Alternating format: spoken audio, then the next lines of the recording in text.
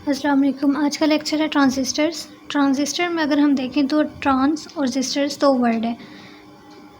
और ट्रांजिस्टर होता क्या है, एक बेसिकली दो इसके फंक्शंस होते हैं। एक तो ये ऑन ऑफ स्विच की तरह काम करता है, मतलब स्विच ऑन भी हो जाता है और स्विच ऑफ भी हो जाता है। दूसरा, ये करंट को एम्पलीफाई कर देता है, मतलब हम करंट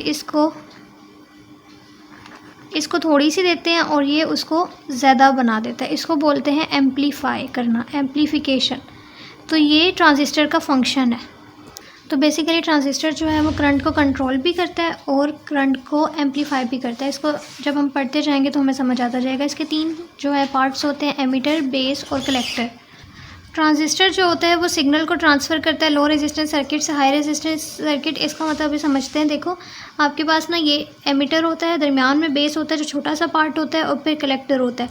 अब ये जो एमीटर और बेस होते हैं, यहाँ से इनपुट आती है और फिर वो जो इनपुट आती है वो इसको एम्पलीफाई करके कलेक्टर पे भेज देता है। अब इसका मतलब समझते हैं। ये है पूरा पार्ट, ये हो गया एमीटर, ये हो गया बेस और ये हो गया कलेक्टर। ये पूरा हिस्सा जो है वो इनपुट का है और जो यहाँ पे हमें क्या मिलती है, आउटपुट। अब होता क्या है कि जब हम यहाँ से करंट दे देते हैं और उसका सिग्नल छोटा सा होता है, फिर जब यहाँ से करंट आ जाता है और ये दोनों को क्या रखा जाता है, लो रेजिस्टेंस रखा जाता है। लो रेजिस्टेंस का मतलब क्या है, रेजिस्टेंस जितनी कम होगी करंट उतना ज़्यादा होगा। तो ये कोशिश करता है कि ज़्यादा से ज़्यादा हम इसको करंट आने दें, इनपुट दें इसको जितने, ठीक है, मतलब ज़्यादा से ज़्यादा जो है वो इनपुट इसके पास आए, तो ये अपना रेजिस्टेंस कम रखता है। फिर और ये जो दूसरा होता है ये हाई रेजिस्टेंस वाला होता है। तो ट्रांजिस्टर क्या करता है, वो लो रेजिस्टेंस को हाई रेजिस्टेंस में ट्रांसफ़र कर रहा है। मतलब ये जो करंट इसके पास आती है वो इसको भेजता है कलेक्टर की तरफ। और फिर ये जो ट्रांजिस्टर का काम क्या है कि करंट का सिग्नल हम छोटा देते हैं लेकिन वो उसको बड़ा करके दे देता है, एम्पलीफाई करके देता है। तो बेसिकली इनपुट इनके पास आती है और ये आगे भेजते हैं। तो हम इसको कह देते हैं कि ट्रांजिस्टर जो होता है transfer a signal from a low resistance circuit to high resistance circuit. ये वाले जो होते हैं लो रेजिस्टेंस पे होते हैं और वो हाई पे होता है। तो ये दो तरह के होते हैं। एक वो होते हैं जिनकी ये दोनों पी टाइप होती हैं और बेस एन टाइप होती हैं, तो इसको बोला जाता है पी ट्रांजिस्टर। दूसरे होते हैं जिनकी एमीटर और कलेक्टर एन टाइप की होती है, बेस पी टाइप की होती है, इनको बोला जाता है एन ट्रांजिस्टर। ये ज़्यादा कॉमन होते हैं और हमारे सिलेबस का भी पार्ट यही है। It is made of semiconductor material silicon और जर्मेनियम। ये किससे मिलके बना होता है, मतलब ये सेमीकंडक्टर मटेरियल है सिलिकॉन और जर्मेनियम का, इससे मिलके बनता है। फिर फंक्शन है ट्रांजिस्टर के यही कि एक तो हम इससे कंट्रोल कर सकते हैं और इंक्रीज़ कर सकते हैं करंट को, तो इसीलिए ये स्विच की तरह काम करता है, मतलब बिल्कुल रोक भी देता है और बढ़ा भी देता है करंट को। दूसरा, ये एम्पलीफाई करता है करंट को, so it is act as an amplifier, मतलब हम इनपुट इतनी देते हैं और हमें आउटपुट इतनी मिलती है। ये ट्रांसमीटर की तरह भी काम करता है, मतलब ये कन्वर्ट करता है साउंड वेव्स को इलेक्ट्रिक वेव्स में, और रेजिस्टर की तरह भी काम करता है, मतलब कंट्रोल भी करता है करंट को। और ये बाईपोलर होता है, मतलब बहुत इलेक्ट्रॉन और होल दोनों इसमें पार्टिसिपेट करते हैं करंट बनाने में, कंडक्शन के लिए। हम इसको यूज़ करते हैं टीवी में, मोबाइल्स वगैरह में। कंस्ट्रक्शन क्या है कि इट इज़ 3 टर्मिनल डिवाइस जिसके 2 पीएन जंक्शन होते हैं, मतलब पी भी होता है और एन भी होता है। और इट हैज़ 3 रीजन्स। एमीटर जो होता है मीडियम साइज़ का होता है और हैवीली डोप्ड होता है, मतलब इसमें डोपिंग ज़्यादा होती है। डोपिंग का मतलब कि इसमें अगर एन टाइप का हम एनपीएन पढ़ते हैं तो इसमें इलेक्ट्रॉन्स बहुत ज़्यादा होते हैं। डोप आपको पता है कि हम सिलिकॉन के क्योंकि ये सेमीकंडक्टर होता है ना सिलिकॉन, हम इसमें बहुत ज़्यादा डोपिंग जब हम इसमें डाल देते हैं, फॉस्फोरस के एटम डाल देते हैं। सिलिकॉन जगह जगह सिलिकॉन थे, दरमियान में हमने फॉस्फोरस का डाल दिया तो एक एक्स्ट्रा इलेक्ट्रॉन आ जाता है। जैसे आपने देखा सिलिकॉन का पूरा एटम था, दरमियान में फॉस्फोरस डाल दिया तो फ्री इलेक्ट्रॉन आ गए, तो इसको बोलते हैं डोपिंग करना। ही आपको पता होगा, हम लेक्चर पढ़ चुके हैं। तो ये हैवीली डोप्ड होता है। बेस जो होता है वो रीजन भी उसका पतला सा था, ये देखो ये बड़े होते हैं, ये पतला होता है। तो और ये लाइटली डोप्ड होता है और ये सेंटर में होता है। फिर कलेक्टर लार्जर होता है साइज़ में और ये मॉडरेटली डोप्ड होता है, बहुत मतलब दरमियाना साइज़ की डोपिंग करते हैं हम इसमें। सबसे ज़्यादा डोपिंग इसकी होती है लेकिन मीडियम साइज़ होता है, सबसे बड़ा साइज़ इसका है लेकिन डोपिंग मीडियम होती है। टाइप्स ऑफ ट्रांजिस्टर अभी हमने देखा कि एनपीएन भी होते हैं और पीएन भी होते हैं। पीएनपी ट्रांजिस्टर क्या होता है, जिसमें एन बेस मतलब दरमियान में है ना, तो दरमियान में बेस होती है, दरमियान में एमीटर और कलेक्टर पी टाइप के होते हैं। तो N type is placed between 2 P type material. N type जो होता है वो लाइटली डोप्ड होता है because it is a base, और पी टाइप जो होता है वो हैवीली डोप्ड होता है। क्योंकि इसमें एन टाइप बेस है ना, तो इसीलिए ये लाइटली डोप्ड होगा, बाकी दो जो होते हैं वो हैवीली डोप्ड होंगे। फिर ये एन पी है ना, अब इसमें बेस क्या है, पी, तो इसमें पी जो है वो प्लेस रखा गया दो एन टाइप मटेरियल में। पी जो है अब वो लाइटली डोप्ड है और एन जो है वो साइडों पे है तो वो हैवीली डोप्ड है, क्योंकि बेस जो होती है हमेशा लाइटली डोप्ड होती है और कलेक्टर और एमीटर हैवी डोप्ड होते हैं। अगर हम इसकी डायग्राम देखते हैं तो ये ट्रांजिस्टर होता है इस तरह का, ये हमेशा ऐसे बनेगा। और ये अब जो होता है PNP, उसमें एरो आप देखो नीचे की तरफ जा रहा है, और जो ये है NPN, यही हमने पढ़ना है, इसमें एरो ऊपर की तरफ जाता है, तो इनके एरो का ध्यान रखना है। और ये जो एरो होता है ये हमेशा एमिटर वाली साइड पर ही होगा, देखो कलेक्टर पे नहीं है, हमेशा एमिटर पे होता है। और ये आपको बताता है कि करंट जो है वो एमिटर से किस डायरेक्शन में फ़्लो करता हुआ जा रहा है। और हर चीज़ कब काम करती है, जब वो फॉरवर्ड बाइस पे। तो फॉरवर्ड बाइसिंग जब हम करते हैं तो करंट फ्लो करता है, और करंट फ्लो की डायरेक्शन क्या होगी वो ये बताता है। एरो का मतलब ये है। अब इसमें जो है वो P टाइप जो थी वो हैवीली डोप्ड होती है।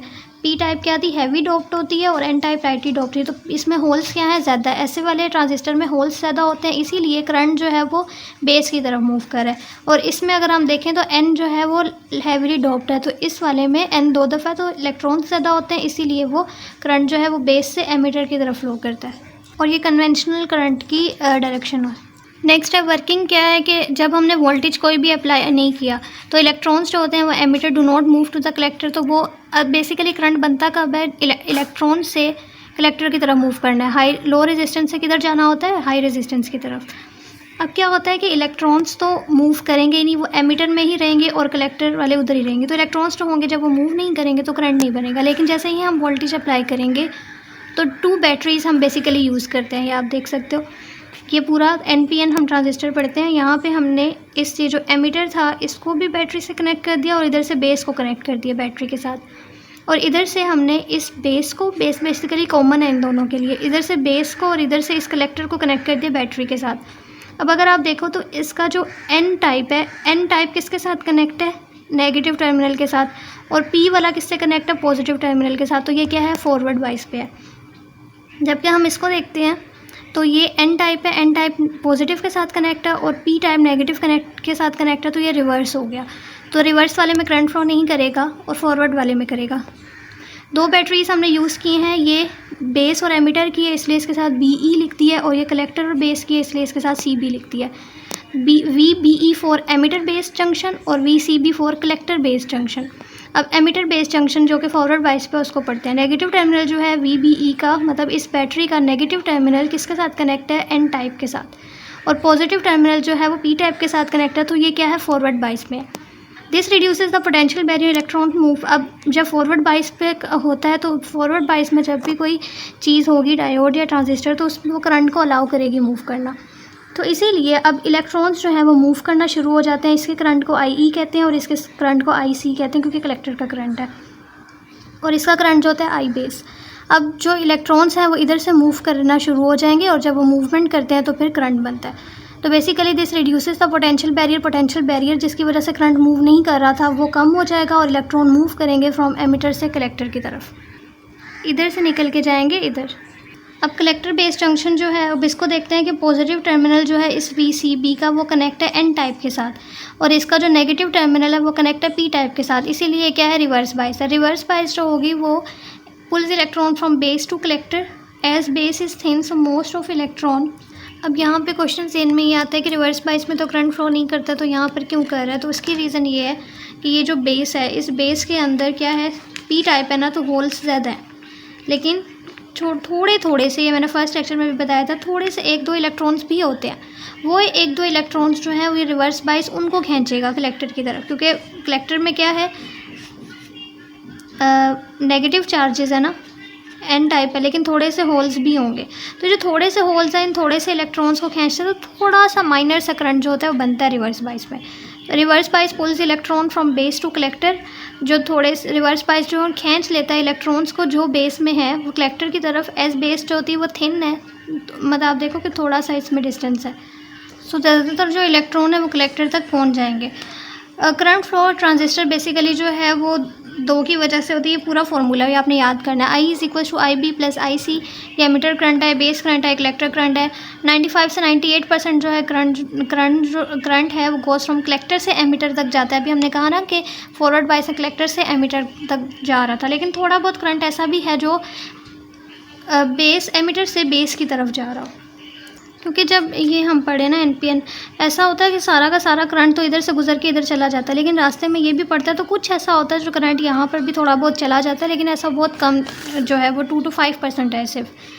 फिर करंट गेन जो है ये भी आपने याद रखना है, बीटा को करंट गेन बोला जाता है। जब हमारे पास बिल्कुल स्टैटिक होता है, मतलब कि स्टैटिक का मतलब कि मूवमेंट नहीं हो रही, या तो उस केस में डीसी के लिए क्या होगा, दोनों के लिए फार्मूला ये है, लेकिन जब डीसी करंट होता है तो हम बीटा लिख देते हैं करंट गेन को, और जब एसी होता है तो हम अल्फ़ा लिख देते हैं। और जब स्टैटिक है तो आईसी ओवर आईबी होता है, इधर आईसी ओवर आईई है। और जब हम कह देते हैं, ये दोनों आपने बेसिकली फार्मूला याद रखना है, ये अल्फ़ा है, ये बीटा है। और जब हम कह देते हैं कि ये स्टैटिक नहीं है, मतलब डायनामिक है, मोशन है, तो हम साथ सिर्फ डेल लगा देते हैं, बाकी फार्मूला सेम ही है। सी दोनों में सेम रहता है, सिर्फ इधर बी आ जाता है और इधर ई आ जाता है। Role of transistor and advancement of computer technology. Transistors को बहुत ज़्यादा यूज़ किया जा रहा है। बिफोर ट्रांजिस्टर से पहले वैक्यूम ट्यूब्स जो थी वो डिजिटल सर्किट्स में हम यूज़ करते थे, जो हमारे सिग्नल को एम्पलीफाई करती थी। लेकिन उसका नुकसान ये है कि वैक्यूम ट्यूब्स जो हैं वो ज़्यादा पावर को कंज्यूम करती है, बहुत जल्दी गर्म हो जाती थी, बर्न हो जाती थी, जल जाती थी, और मेंटेनेंस जो है उसकी बहुत मुश्किल होती थी। फिर ट्रांजिस्टर्स जो थे उन्होंने रिप्लेस कर दिया वैक्यूम ट्यूब्स को, क्योंकि ये स्मॉलर होते हैं, फास्टर होते हैं, एनर्जी एफिशिएंट होते हैं, और मेंटेनेंस भी इनकी कम है, ज़्यादा इनको ज़रूरत नहीं पड़ती मैनेजमेंट की कि इनको ऐसे लगाया जाए ऐसे, क्योंकि ये स्विच की तरह भी काम करते हैं। तो acted as fast switch in digital devices and transformed computer design by reducing size. और इन्होंने पूरा का पूरा जो कंप्यूटर का डिज़ाइन है उसको ट्रांसफॉर्म कर दिया, बदल दिया, क्योंकि साइज़ को कम कर दिया इन्होंने और परफॉर्मेंस को बढ़ा दिया है। तो इसीलिए जो कंप्यूटर्स हैं छोटे छोटे साइज़ में आते जा रहे हैं। और ये ट्रांजिस्टर्स इतने छोटे होते हैं कि एक चिप में बहुत सारे ट्रांजिस्टर्स लगे हुए होते हैं। बेटर टेक्नोलॉजी के साथ मोर ट्रांजिस्टर्स जो हैं हम उनको और फिट कर सकते हैं चिप के अंदर। अभी तो एक चिप के अंदर कोई 10, 15 या 100 होंगे, अब हम उसको और ज़्यादा भी बढ़ा सकते हैं, विच इंक्रीज़ कंप्यूटिंग पावर, जिससे पावर बढ़ेगी। कंप्यूटर की जनरेशन है, फर्स्ट जनरेशन में वैक्यूम ट्यूब्स यूज़ की जाती है, सेकंड जनरेशन में हम ट्रांजिस्टर्स यूज़ कर रहे होते हैं, थर्ड जनरेशन में हमने इनको भी रिप्लेस करके इंटीग्रेटेड सर्किट्स कर दिया, फोर्थ जनरेशन में माइक्रो प्रोसेसर्स यूज़ हो रहे हैं। I hope you understand this lecture. Thank you so much for watching. अल्लाह हाफिज़।